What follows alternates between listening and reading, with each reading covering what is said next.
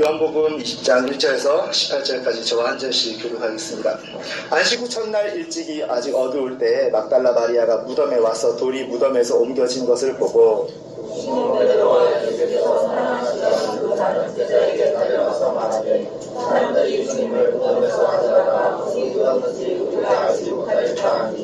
베드로와 그 다른 제자가 나가서 무덤으로 갈새 이같이 다른지라더니 그 다른 제자가 베드로보다 더 빨리 달려가서 먼저 무덤에 이르러 구부려 세마포 놓인 것을 보았으나 들어가지는 아니하였더니 시몬 베드로는 따라가서 무덤에 들어가보니 세마포가 놓였고 또 머리를 쌌던 수건은 세마포와 함께 놓이지 않고 딴 곳에 쌌던 대로 놓여 있더라.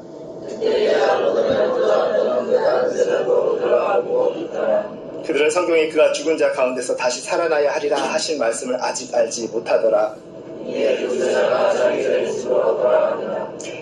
마리아는 무덤 밖에 서서 울고 있더니 울면서 구부려 무덤 안을 들여다보니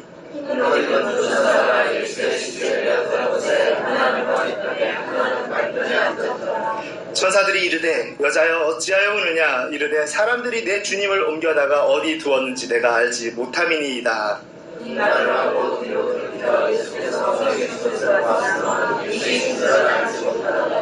예수께서 이르시되 여자여 어찌하여 울며 누구를 찾느냐 하시니 마리아는 그가 동산지기인 줄 알고 이르되 주여 당신이 옮겼거든 어디 두었는지 내게 이르소서 그리하면 내가 가져가리이다.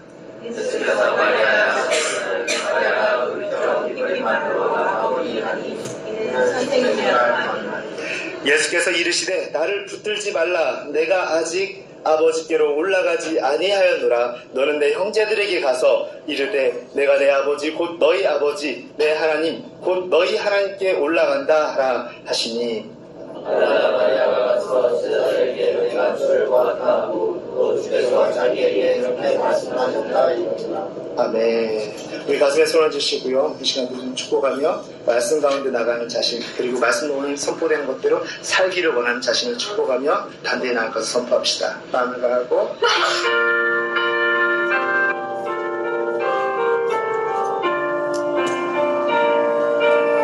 오늘 말씀대로 살기를 원합니다. 마음을 다하고 마음을 다하고 담대히 하라. 두려워 말고 놀라지 말라. 내가 거기로 가든지 하나님 여호와가 나와 함께하리라. 할렐루야. 할렐루야 하시면 아멘 하시면 돼요. 할렐루야. 네, 저한테 아멘 하지 마시고요. 할렐루야. 하나님께 영광.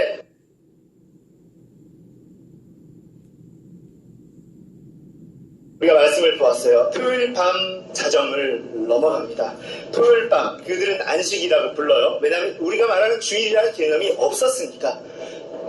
주일날 부활하시면서 우리의 주일은 생긴 거예요. 물론 그 로마의 그 태양신을 숨기는 날로서 일요일이 존재했지만 어쨌든 그 안식이라고 부르는 토요일 밤 자정을 넘어서 로마의 시간, 즉 지금의 시간과 동일합니다. 기준법이. 로마의 시간, 즉 지금의 시간으로 아침 6시쯤이었던 것 같아요.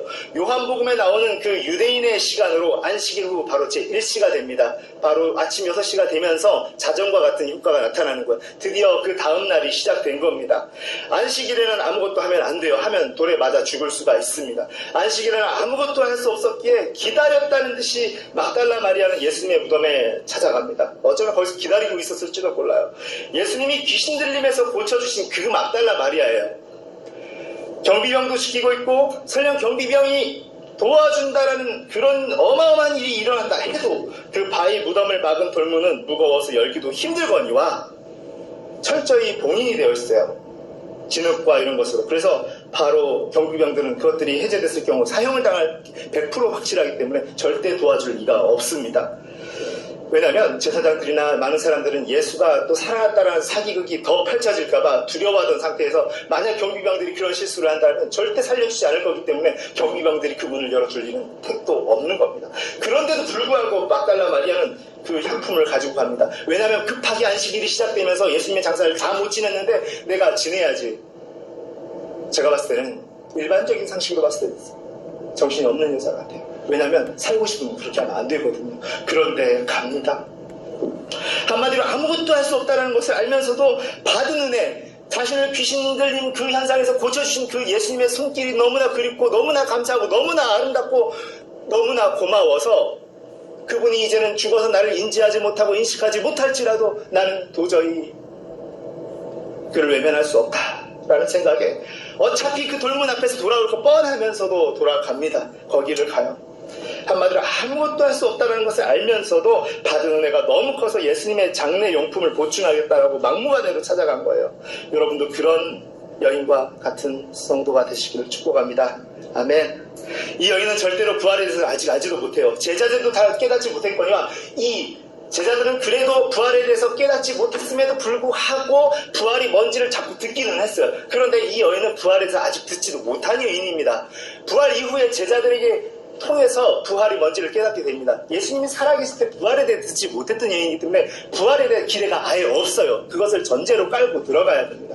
우리가 아는 것처럼 부활하실 것을 기대하면서 갔다? 아닙니다. 그냥 뻔히 어차피 내가 간다고 살아나지도 못할 사람, 그런데 의리가 그 고쳐주시는 것에 너무 감사한 것에 의리가 있어서 찾아간다라는 거예요. 우리의 삶은 어떤지 한번 찾아가야 됩니다. 이 여인은, 그런데 이게 웬일인가요? 요한복음에서는 생략이 되었지만요, 천사들이 먼저 작업을 해놓습니다. 경비병들을 혼비백산하게 만들어놔요. 벌써 다 도망간 상태입니다. 그리고 문까지 활짝 열어놓은 상태입니다. 우리는 이것을 이해하지 않으면 뭔가가 이 사람들이 열고 들어왔다 생각하지만 절대 불가능한 일이 일어난 거예요.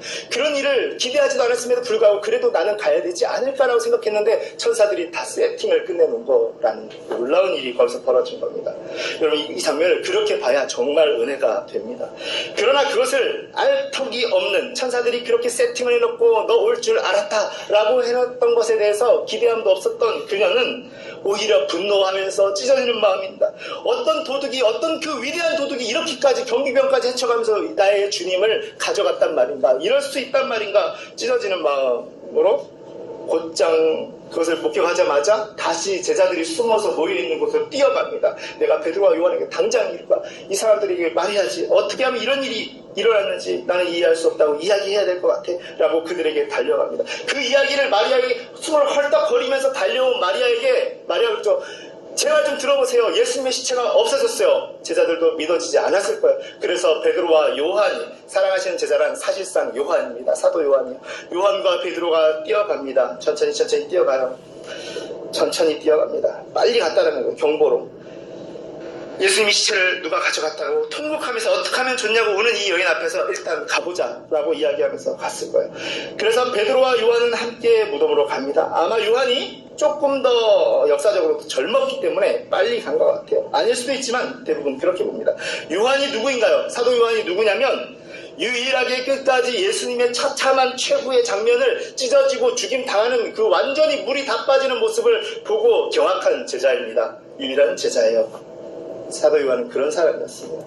그 충격적인 장면의 후유증으로 아직까지도 밤잠을 설칠 수 있는 그는 먼저 뛰어가면서도 거짓말이기를 바랬어요. 내가 먼저 뛰어가는 이유는 이게 거짓말인 것을 확인하고 싶었던 거예요. 왜 우리 거짓말이기를 바랄 때 더 빨리 뛰어가잖아요. 요한은 그렇게 뛰어. 왜냐하면 그런 일이 벌어지면 안 되거든요. 그런 일이 벌어지면 자기는 그 후유증에서 벗어나기는커녕 더 심해질 수 있어요. 두 가지 면에서입니다. 그냥 아무 일도 없고 뛰어가면서 막 생각하는 거예요. 베드로는 뒤에 보고 있는데 마음이 급한 겁니다. 왜냐하면 아니어야 되기 때문에, 반드시 그런 일은 없고 마리아가 거짓말을 한 것이어야 했기 때문에, 왜냐하면 그냥 인간이기 때문에 돌문이 닫혀있고 아무 일이 없는 거 후유하고 돌아갈 수 있는 겁니다. 아무 일도 없어야 되고요. 무덤이 꽉 닫혀있기를 은근히 바랬을 거예요. 분명히. 만약 그렇지 않다면 더 끔찍해진 스승의 시체를 다시 한번 목격해야 되거나 잘해야, 아니면 누가 훔쳐간 그 자리를 보는 것 자체로도 후유증이 올라오거나, 어쩌면 끝까지 지키지 못한 죽은 스승을 지키지 못한 죄책감에 이제는 밥도 못 먹고 다 토할지도 몰라요. 그런 일은 없어야 돼요. 마리아의 말은 그냥 딱 거짓말이면 너무 좋을 것 같아요. 여러분, 요한의 심정을 좀 이해를 했으면 좋겠습니다.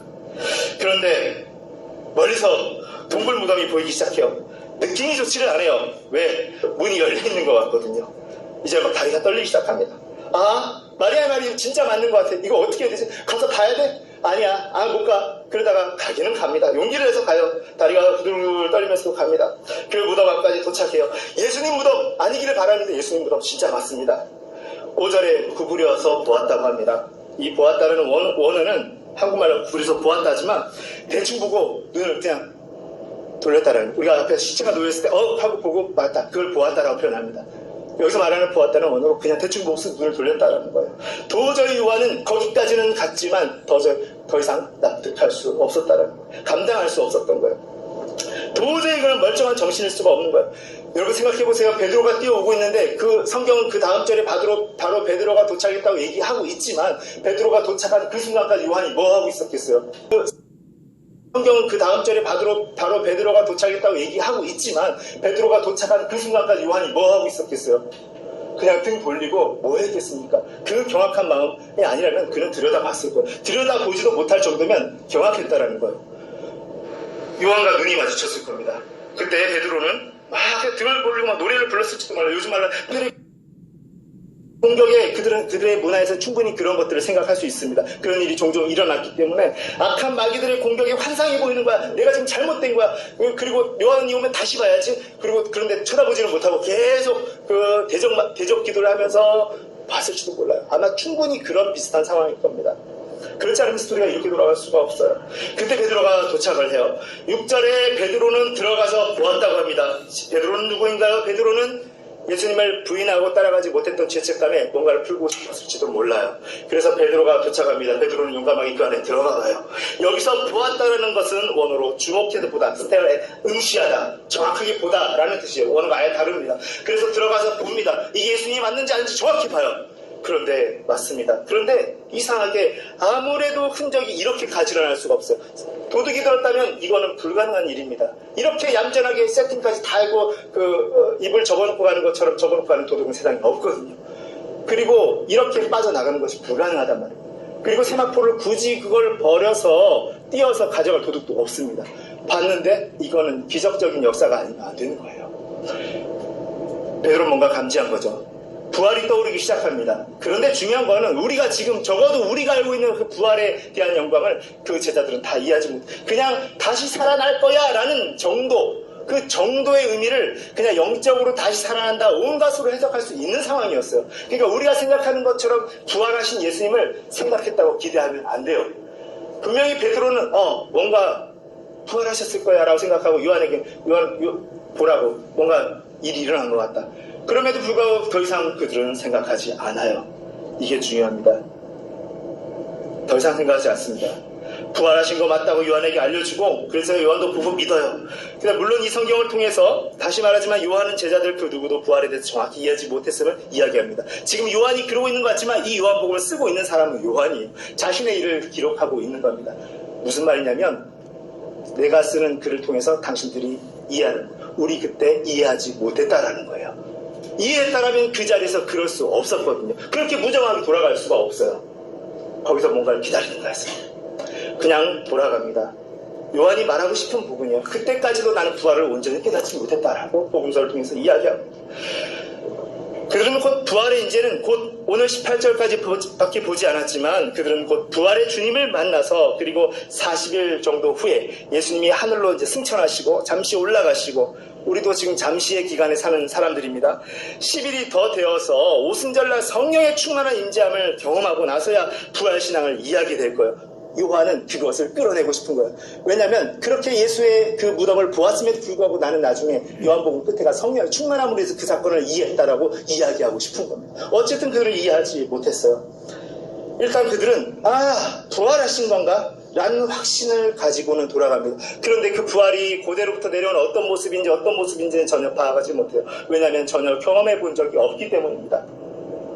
동시에 지금은 이 일이 또 뭔가 잘못되면 사람 마음이 중요합니다. 우리처럼 부활을 이해했다면 얘기가 조금 다를 수 있는데 그들이 얘기한 부활은 그냥 영적 부활일 수도 있고 여러 가지 부활인데 그분은 그냥 하늘에 계시잖아. 부활하셨겠지. 좋아. 그냥 영이 되셔서 떠나가셨나 보다. 그런데 우리는 어떡하지? 이제는 지금은 잠깐 멈춰있지만 분명히 대제사장과 총독들이 눈이 시뻘개져서, 왜냐하면 이 일이 밝혀지면 예수는 뭔가 부활했다는 소문이 나면 신격화되면서 그를 잡아 죽인 제사장은 유대인들에게 매장될 거고 총독도 완전히 난리가 날 거기 때문에 이 무덤이 열린 것 자체로 마녀 사냥을 해서라도 이 모든 것을 입막음하려고 난리를 칠 것 뻔하기 때문에 그들은, 남자들이 다는 아닌데요, 그런 머리가 돌아가나 봐요. 이제 일이 어떻게 되지? 무덤은 열렸고 우리가 무덤을 다시 닫을 수도 없고 경비병들은 다 뭔가 도망간 것 같은데 일을 어떡하지? 그거부터 생각하기 시작합니다. 부활을 분명히 목격했음에도 불구하고 다 이해하지 못하고 그 다음 일어날 일에 대해서 계산하고 걱정하는 그들의 모습입니다. 중요한 것은요, 먼저 키포인트를 드리면 예수님은 성경 전체를 얘기해서 이들을 정죄하려고 하는 건 아니라는 거예요.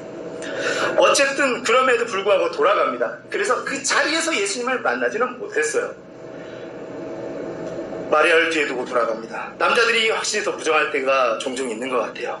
참고로 이 성경은 남자인 요한을 통해 쓰이고 있다는 겁니다. 자신의 무정함을 그대로 드러내고 있어요. 남자가 못났다 이런 얘기는 아닙니다.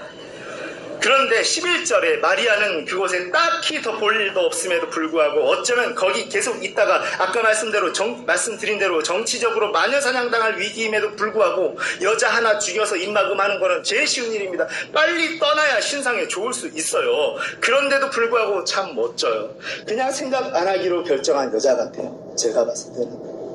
이거는 그런 해석이 아니면 그 자리에 있는 거는 절대 불가능합니다. 감정이 이성을 이겨버린 거예요.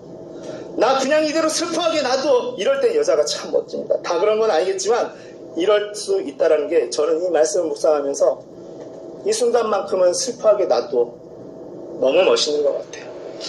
물론 이것이 구원으로 인도하는 길은 아닙니다. 그럼에도 불구하고 감정을 가지신 예수님이 볼 때는 어땠을까요?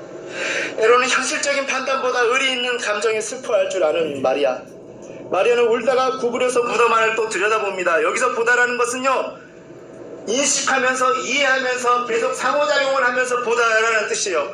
보니까 그냥 쓱 지나쳐 갈 수가 없어요. 흰옷 입은 두 남자가 있는데 보통 사람들도 다 그렇게 다녔기 때문에 천사라고 생각은 못합니다. 일반적으로 천사는 실제로 천사처럼 날개 달고 내려오는 게 아니었어요. 실제 성경 안에서도. 그렇기 때문에 그냥 또 어떤 두 남자가 왔겠지. 그러면 현실 판단이 있는 사람 같으면 불사, 저 사람들이 또 나를 봤네, 나는 이제 도망갈 수 없네, 이 생각부터 해야 되는데, 이 여자는 참 대단한 여자입니다. 물어봅니다. 그 인식하면서 보는 데서 끝나지 않고 인식한 상대에게 가요.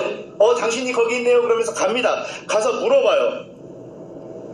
이 사람들이 물어봅니다. 왜 울고 있나요? 라고 묻습니다. 담대하게도 이 여자는 내가 처형당해서 반역죄로 처형당한 예수를 찾고 있다고 어디 있는지 아십니까? 라고 물어봅니다. 진짜 담대한 여자예요. 제가 예수님이었다면, 남자로서가 아니라 어떤 신적 권위를 가진 예수님이었다면 안아주고 싶었을지도 몰라요. 너무 사랑스럽지 않습니까? 남자 여자의 관계가 아닙니다. 예수님으로서 한 인간 피조물을 끌어안아주고 싶었을 그 모습에, 여러분의 모습이 오늘 이후로 마음을 강하고 담대해서 그런 역사가 일어나기를 정말 축원합니다. 그리고 뒤돌아보니 또 누가 있어요. 어쩌면 마리아는 또 있네, 또 있을지도 몰라, 상관없어요. 그냥 또 물어봅니다. 당신도 모르죠? 모르면 되었습니다. 아이고 하면서 지나가는 순간 그가 묻습니다. 뒤에 있던 남자가 묻습니다. 여자여, 왜 울며 무엇을 그렇게도 애타고 찾고 있느냐? 사실 미리 말씀드리면 그분은 부활하신 주님이에요. 대단하십니다. 주님 정말 대단하세요. 인간의 마음으로는 그냥 신적 하나님으로서 한 피조물이 너무 이뻐서 뼈가 으스러지게 안아주고 싶을 텐데, 다시 물어보시는 그 여유, 저는 도저히 따라갈 수가 없을 것 같아요. 마리아는 그가 동상 관리자인 줄 알고, 혹시 당신은 아십니까? 제가 거기 가서 아시면 좀 얘기 좀 해주세요. 내가 그 다음에 끌려가서 마녀 사냥을 당하고 정치적 화형을 당하든 상관없습니다. 제게 기회를 한번 주세요. 제가 곱게 매장하고 싶습니다. 그게 제가 해야 될 도리입니다. 끝까지 이렇게 말할 수 있는 여자, 피조물, 하나님의 형상, 하나님이 볼 때 얼마나 아름다웠을까요? 여기서 그냥 막 계속 눈물 콧물 대면서 찾아다니고 있는 거예요. 16절에 그때 주님이 아주 익숙한 목소리로 부르십니다. 마리아야, 우리 삶에 들려오는 음성이 되시기를 축복합니다. 할렐루야. 그럴 때 들려오는 음성이, 여러분이 어떤 상황과 취업과 어떤 상황 가운데도 때로는 감성이 현실을 이기는 그 하나님에 대한 사랑이 있을 때 하나님의 음성이 들려오기를 바랍니다. 물론 그렇지 않아도 은혜로 들려올 때도 있습니다. 그러나 하나님이 굉장히 기뻐하신다라는 거예요. 마리아는 즉각적으로 반응합니다. 선생님? 선생님이십니까? 그리고 그를 만져보고자 합니다. 만져보기까지 하면 마치 비디오 재생을 뒤로 감듯이 추억 속으로 돌아갈 수 있을 것 같아요. 그 길이 열린 것 같아요. 그런데 주님은 물론 만져도 되지만 마리아에게 새로운 사명을 부여하십니다. 만지지는 말아라. 상징적으로 말씀하세요. 만지지는 말고 추억 속으로 다시 돌아가려고 하지 말아라. 내가 온 것은 이 추억을 끝내고 이 추억을 영원하게 하게 하려 함인데 너를 불러 세운다. 우리 같이 고백해볼게요. 너를 불러 세운다. 마리아야, 너를 불러 세운다. 너는 할 일이 있다. 그렇게 돌아서지 못했던 마리아에게 첫 사명을 주십니다. 그 제자들도 아닙니다. 그 남자들도 아니에요. 그 여자가 비천함을 받던 그 시대의 남자들보다 먼저 사명을 주십니다. 그들에게 가서 전하는 사명을 주십니다. 가서 내 형제들에게 전해라. 내가 곧 하늘로 올라갈 건데 좀 생략되었지만 찾아갈 거다. 새로운 관계의 시작을 선포하시는 놀라운 장면이에요. 새로운 관계의 시작. 그동안 한 번도를 향해서, 요한을 향해서, 베드로를 향해서 형제야 라고 부른 적이 없어요. 그런데 오늘 내 형제들에게 가서 전하라고 합니다. 그렇게 온전히 이해하지 못한 제자들을 향해서 이제는 형제라는 관계를 선포하세요. 그리스도의 부활이 이러한 놀라운 관계를 가능케 한 것입니다. 같이 고백할게요. 그리스도의 부활이 이러한 놀라운 관계를 가능케 합니다. 우리가 간음하고 도둑질하고 모든 것을 했을지라도 계속해서 십자가에서 엎드릴 때 형제라고 부름받을 수 있는 것은 그분이 부활하셨기 때문에, 죽으셨기 때문이 아니라 죽으시고 부활하셨기 때문에. 그래서 오늘 제목은 이와 같습니다. 우리 같이 고백할게요. 예수님의 부활, 신앙의 열쇠. 이게 전부임에도 불구하고 전부가 아니에요. 역설적이지만 전부라는 것은 이것을 통해서만 갈 수 있기 때문에, 전부가 아니라는 것은 이것을 통해서 우리가 경험하지 못했던 하나님의 현존과 경험을 매일 할 수 있기 때문인 것입니다. 그래서 전부이면서 전부이지 않다라는 거예요. 부활한 사람은 성령의 임재를 경험해야 돼요. 그것이 바로 전부가 아닌 것입니다. 그런데 더 놀라운 것, 그 당시 여자들은 증인으로서의 자격조차 법적으로 인정이 안 되었어요. 그런데 그 새로운 시작, 관계의 시작을 여인 마리아를 통해서 선포하시는 것, 주님은 다 깨버리시고 그 관계를 새롭게 설정하시는데, 특별히 우리 자매들이 힘을 얻으시기 바라고요. 우리 형제들도, 우리 남자 성도님들도 주 안에서 그 음성을 들으시기를 바랍니다. 다 이해하지 못하였지만 받은 은혜가 너무 커서 두려움마저 잊어버렸던 그 여인 마리아를 통해서 위대한 관계의 시작을 알리신 거예요. 끝까지 따르는 마음으로 부활의 첫 목격자여 그것을 전하는 특권자가 된 것입니다. 다 끝났는데 같이 고백해 볼게요. 끝까지 따르는 마음으로 부활의 첫 목격자여 그것을 전하는 특권자가 됩니다. 회사에 나가서 내 상사에게 예수 믿으라고 미친듯이 막 전도하지 못할 수 있습니다.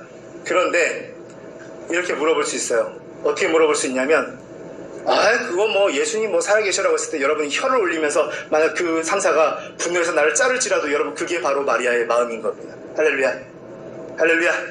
최소한 그렇게 할 수 있어요. 그렇지 않다고 해서 여러분 지옥 가는 건 아니지만 주님이 대단히 슬퍼할지도 몰라요. 결론입니다. 사랑하는 성도 여러분, 오늘 결론은 이래요. 다 이해하지 못하였어도 마리아 부활 다 이해 못했습니다. 주님을 사랑하는 마음으로 부활의 주님의 음성을 듣는 축복을 누린 건데요. 여러분도 그렇게 되시기를 축원합니다. 세상이 험악할수록 부활하신 주님을 찾을 때 주님의 음성을 들으시기를 축복합니다. 부활하신 주님의 음성을 듣는 자는 과거에 집착하지 않아요. 주님이 세상을 형제라고 부르시겠다라는 이 놀라운 복음을 전하는 사명을 전하는 자로 세워져야만 합니다. 부활의 주님을 만나는 것이 우리가 살아가는 이유인 것입니다. 우리 같이 고백할게요. 부활의 주님을 만나는 것이 우리가 살아가는 이유입니다. 신앙의 열쇠입니다. 그 열쇠를 열고 들어가면 성령께서 충만히 임하시는 역사를 또한 경험하게 됩니다. 여러분, 내 삶이 두려움에 차 있어요? 부활의 주님 앞에 엎드리시기를 바랍니다. 그분이 우리를 온전히 변화시켜서 세상 가운데 파송하실 때 순종하며 나아가기를 바랍니다. 이 시간 좀 같이 기도하며 나아가기를 원합니다. 그리고 우리가 다시 성찬 가운데 들어갈 건데요. 하나님, 우리가 이 성만찬 가운데 들어가기 전에, 성만찬이라는 것은 주님이 찢기셨음을 위해서 내가 살았음을 고백하는 놀라운 사건이고, 그 고백으로 말미암아서 실제가 되는 놀라운 사건을 경험하는 자리입니다. 하나님, 우리 안에 그 부활의 주님에 대한 애틋함, 그렇다고 해서 제자들이 다 마리아보다 못했다라는 것은 아니에요. 그럼에도 불구하고 딱 한 가지는 애절한 만큼, 그 애절한 만큼, 다 이해하지 못했다라는 전제하에서, 똑같은 전제하에서 애절한 만큼은 마리아를 따라가지 못했어요. 그 마음이 여러분에게 있기를 바랍니다. 그 마음을 달라고 우리 주님을 3번 부르고 성찬을 준비하는 마음으로 기도하겠습니다. 주여! 주여! 주여! 하나님 감사합니다.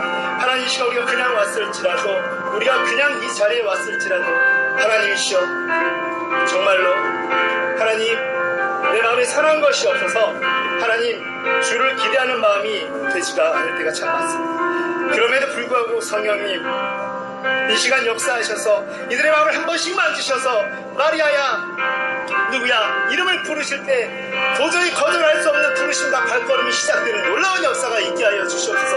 우리의 삶과 학업 가운데도 하나님의 영광을 경험하는 놀라운 일들이 있기를 바랍니다. 하나님 이 시간 붙들어 주시옵소서. 성령님 감사합니다. 계속해서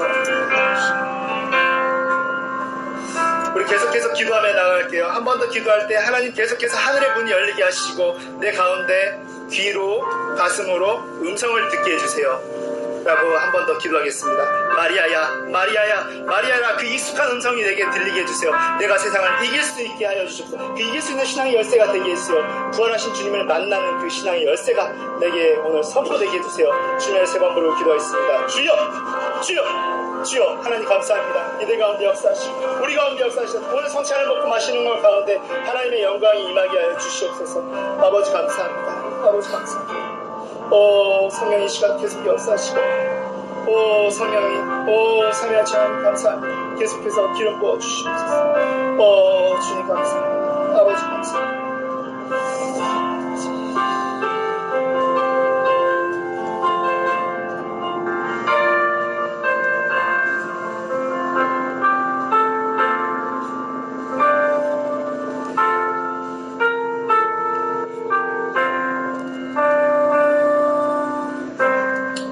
성만찬을 행함으로 인해서 하나님의 임재 가운데 들어갈 건데요. 우리 주 예수 그리스도를 기념하면서 그 무덤에서 살아나신 예수 그리스도를 기념하면서 그의 재림식까지 그의 죽으심을 기억하는 예식으로 이는 주께서 자기 백성에게 힘을 주사 죄악을 대적하게 하며 저희로 하여금 모든 고난에서 견고케 하며 튼튼케 하며 사랑과 열심히 주를 섬기게 하며 마음의 평안함과 영생의 소망을 확신케 하는데 무한한 유익이 되는 것입니다. 이 시간 주 예수 그리스도께서 잡히시던 밤에 떡을 가지사 축사하시고 떼어주셨던 것처럼 주의 이름으로 이 떡을 나눠드리고자 합니다. 우리를 위해서 십자가에서 고난당하신 주님의 몸을 기념하며 함께 성찬에 참여합시다. 떡을 받으시고 다 받으시고 우리 함께 기도하며 그 떡을 취하도록 하겠습니다. 떡을 나눠드리도록 하겠습니다. 네, 그 자리에서 떡을 받으시길 바랍니다. 고린도전서 11장 23절에서 29절에 이렇게 말씀하십니다. 내가 너희에게 전한 것은 주께 받은 것이니 곧 주 예수께서 잡히시던 밤에 떡을 가지사 축사하시고 떼어 이르시되 이것은 너희를 위하는 내 몸이니 이것을 행하여 나를 기념하라 하시고 식후에 또한 그와 같이 잔을 가지시고 이르시되 이 잔은 내가 내 피로 세운 언약이니 이것을 행하여 마실 때마다 나를 기념하라 하셨으니 너희가 이 떡을 먹으며 이 잔을 마실 때마다 주의 죽으심을 그가 오실 때까지 전하는 것이니라. 그러므로 누구든지 주의 떡이나 잔을 합당하지 않게 먹고 마시는 자는 주의 몸과 피에 대하여 죄를 짓는 것이니라. 사람이 자기를 살피고 그 후에야 이 떡을 먹고 이 잔을 마실지니 주의 몸을 분별하지 못하고 먹고 마시는 자는 자기의 죄를 먹고 마시는 것이니라.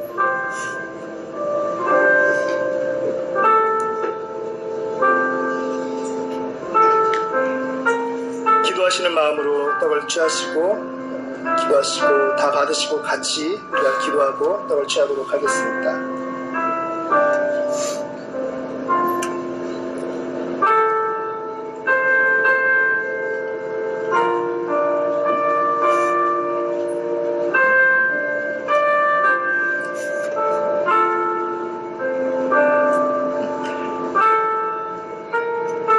진실로 너희에게 이르노니 믿는 자는 영생을 가졌나니 내가 곧 생명의 떡이니라. 너희 조상들은 광야에서 만나를 먹었어도 죽었거니와 이는 하늘에서 내려오는 떡이니 사람으로 하여금 먹고 죽지 아니하게 하는 것이니라. 나는 하늘에서 내려온 살아있는 떡이니 사람이 이 떡을 먹으면 영생하리라. 내가 줄 떡은 곧 세상의 생명을 위한 내 몸이니라.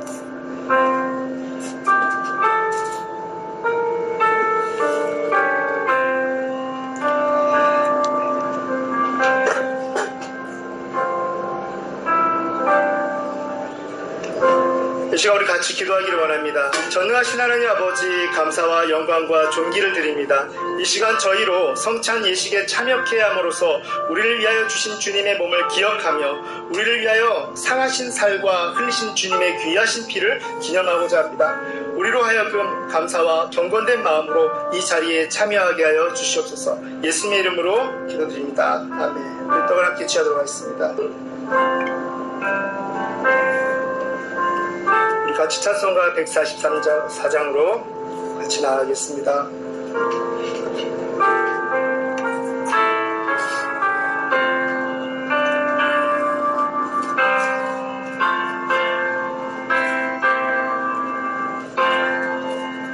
예수 나를 위하여 십자가를 질 때 세상 죄를 지시고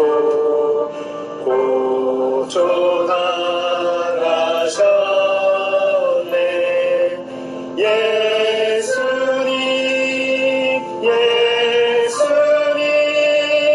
나의 죄 위하여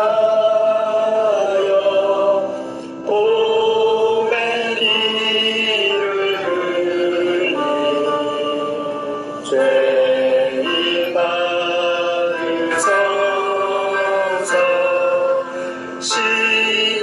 십자가를 지시는 무슨 죄가 있나. 저 무지한 사람들 메시아 죽였네.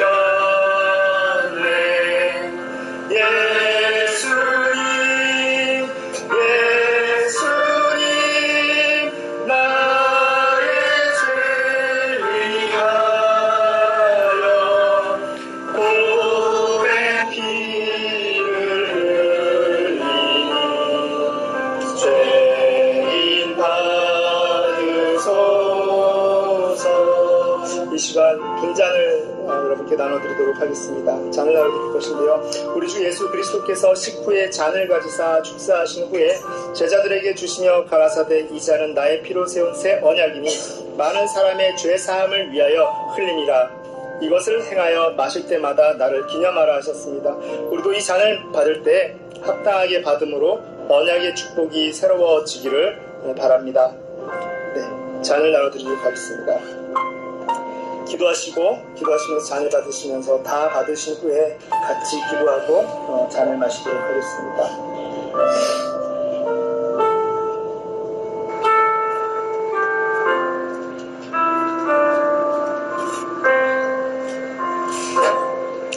마태복음 26장 26절에서 19절에 그들이 먹을 때 예수께서 떡을 가지사 축복하시고 떼어 제자들에게 주시며 이르시되 받아서 먹으라. 이것은 내 몸이니라 하시고 또 잔을 가지사 감사 기도하시고 그들에게 주시며 이르시되 너희가 다 이것을 마시라. 이것은 죄 사함을 얻게 하려고 많은 사람을 위하여 흘리는 바 나의 피 곧 언약의 피니라. 그러나 너희에게 이르노니 내가 포도나무에서 난 것을 이제부터 내 아버지의 나라에서 새 것으로 너희와 함께 마시는 날까지 마시지 아니하리라 하시니라.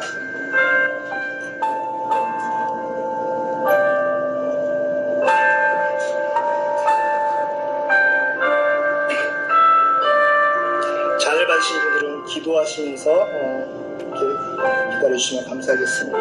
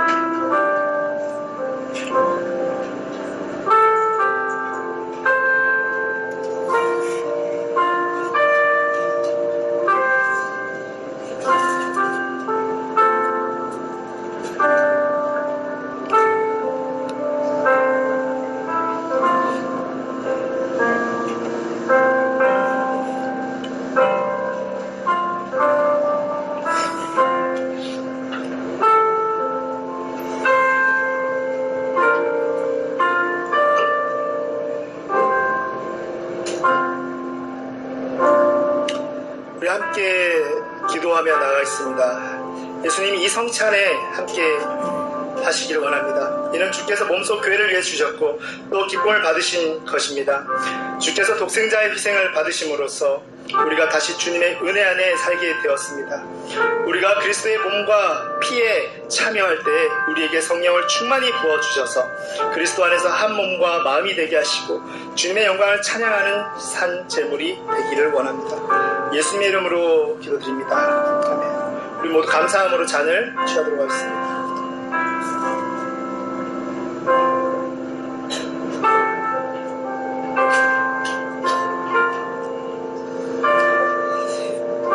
같이 144장 3절과 4절을 같이 부르겠습니다.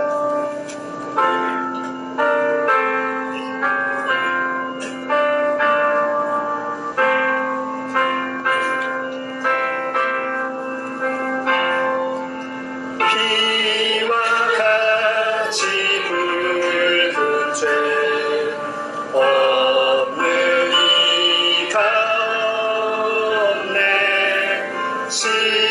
십자가의 공로로 눈과 같이 된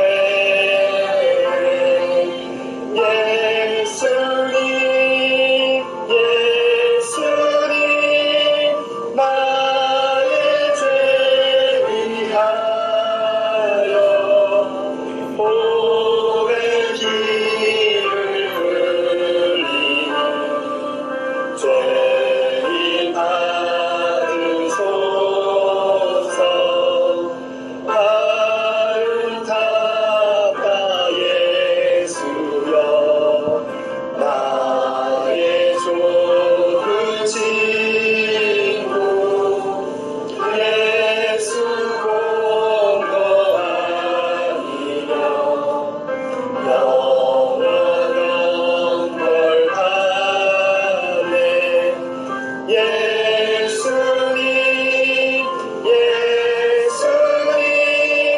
나의 죄 위하여 보배 피를 흘리고 죄인 받으소서.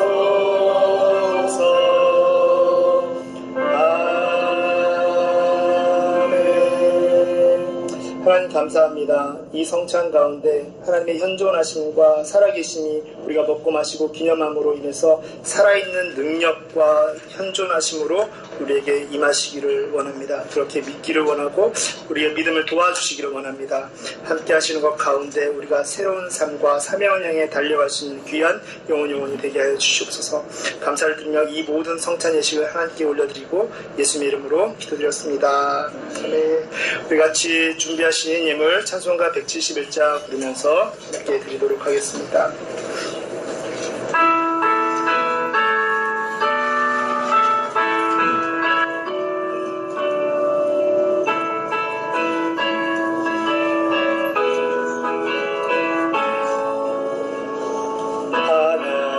하나님 독생자 예수 날 위하여 오시었네. 모든 죄 다하시려고 십자가 지셨으나 다시 사셨네. 살아계신 주 나의 참의 소망 두려움이 사라지네.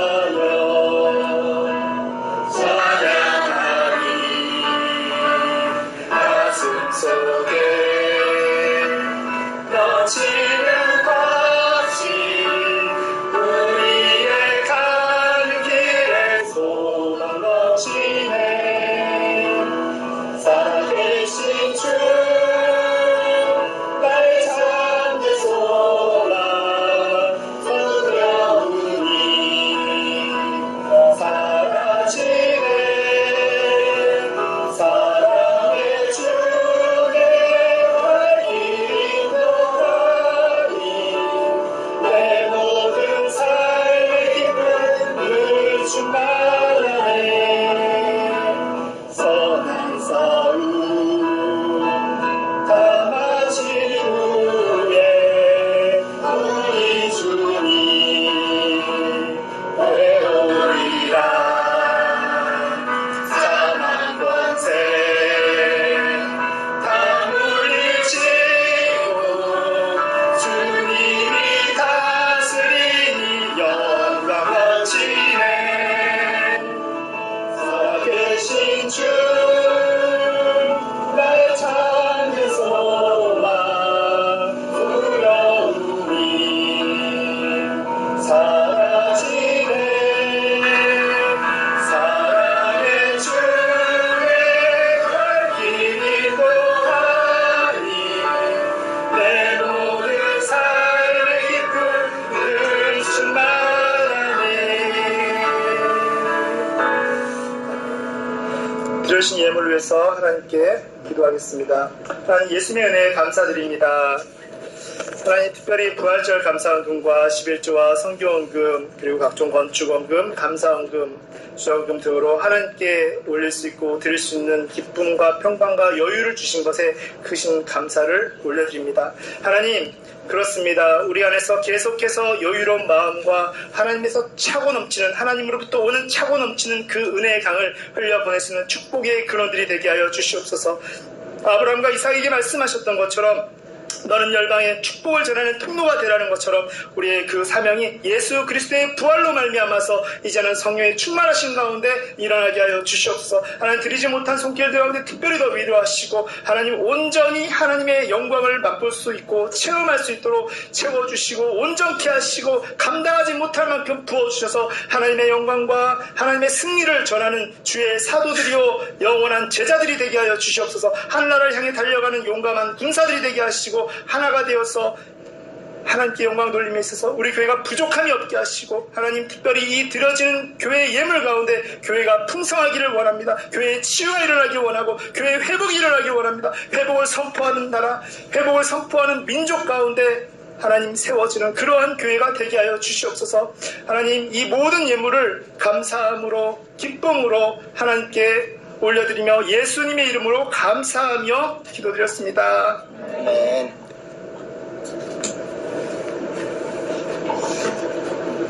이 시간 다 같이 일어나셔서 서로 축복하시면서 찬양하겠습니다. 특히 우리 새로 오신 권상희 형제님을 위해서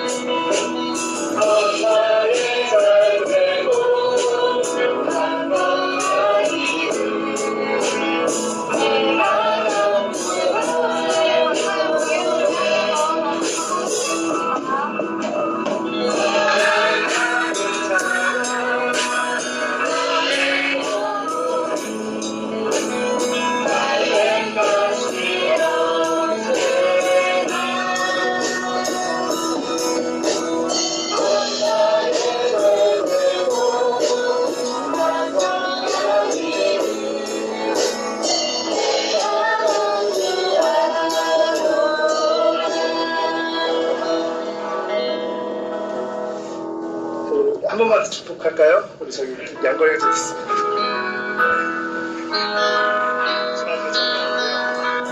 길을 돌아보고 계시고요.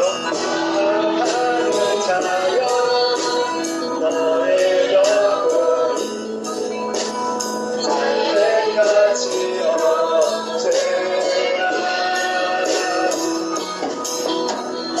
엄마의 자녀로 행복하리.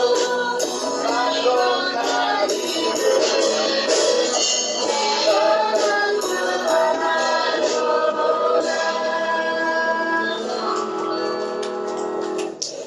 죽도록 예배를 하나님께 완전히 올려주겠습니다. 하나님 감사합니다. 우리가 이승 계속해서 부활의 말씀을 듣고 도전을 받았사온데 그렇습니다. 하나님 이제부터 우리가 이 부활의 말씀을 듣고 살아가고 영원한 표대를 향해 달려가는 이 순간까지는 우리가 존재하고 존재할 수 있는 것은 하나님의 크신 은혜인데 이제는 그 크신 은혜 가운데 이제나 어제나 영원히 변함이 없으신 하나님의 크신 은혜와 그 뜻과 사랑 안에서